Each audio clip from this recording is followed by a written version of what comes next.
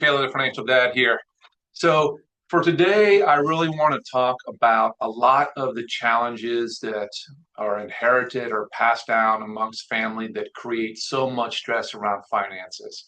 So many of you out there were not raised in a household where you talk about money. We're not, educated on how to use money properly and all the like. And this persists. This goes on for generations, right? If you come from a family that didn't talk about money, you typically don't talk about money with your kids, and your kids don't talk about money with your kids.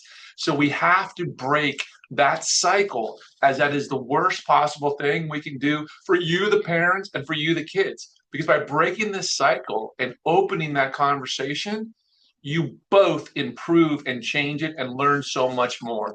There's so much to be learned from both sides. So number one, what do we need to do, right? How do we break this cycle about talking about money, right? We want to get in and we want to start talking about this in a fun way. And it's not about from withholding or doing willpower. It's about budgeting. Okay, I've talked about budgeting extensively. You can see my other videos on that. But we talk about the kids to say, hey, we're not going to spend, right, and then try to pay it off. We're going to allocate. We're going to have these little accounts set up to where the money goes into, and we're going to use it. And we're going to make it a fun and an interesting conversation to have on that because it's extremely important. And without even knowing it, your kids are learning the budget. You're learning the budget, which is going to remove so much stress from your life.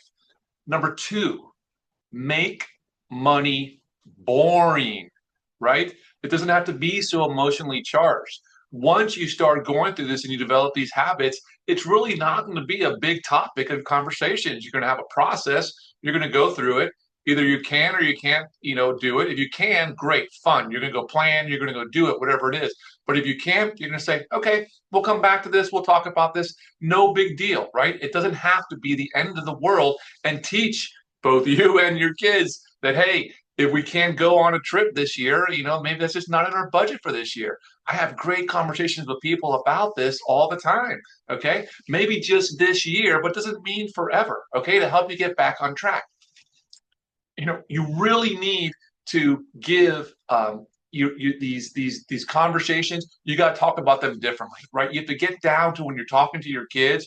We're like, hopefully, I'm sure you have a great relationship with your kids, whatever you talk to. When you have those difficult sex conversations, when you have the difficult relationship conversations, whatever else it might be, right? Apply that to this. Learn how to have that conversation and talk to them in their language, right? It's not about like cars and car insurance and all those different things. It's like, hey, taking this other person on a date, right? How do you pay for that, right? Your cell phone service. What are these events to go see that concert? These clothes that you're buying, get down at their level and really have those conversations with them.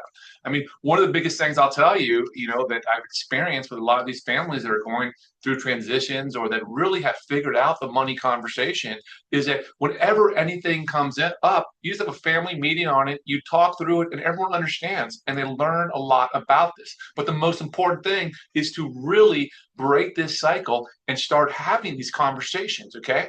Now, you want to be able to identify the patterns of what comes up of why you don't want to talk about this, right?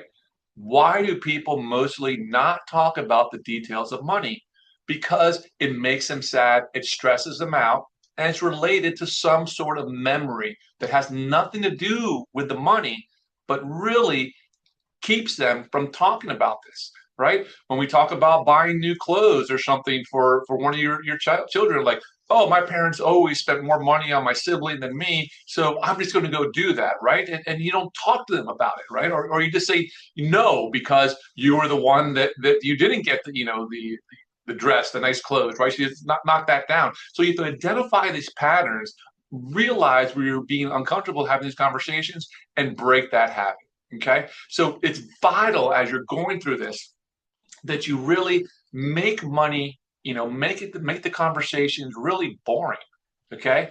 Identify the emotions that get triggered from it so that when you're talking with your children or you're going through it with yourself, this really happens a lot in marriages. So many of the decisions by husband and wives that are going in there, it's all emotions, right? It's where they're coming from. It's emotional. And all the arguments are that they talk about money, it's never really about money. So it's really identifying what those items are. And this is going to help create a stress-free environment for you and your kids. So hopefully you find this helpful. And listen, team, I really want to hear from you. I want to get your questions. I want to talk about things that are bothering you on day to day.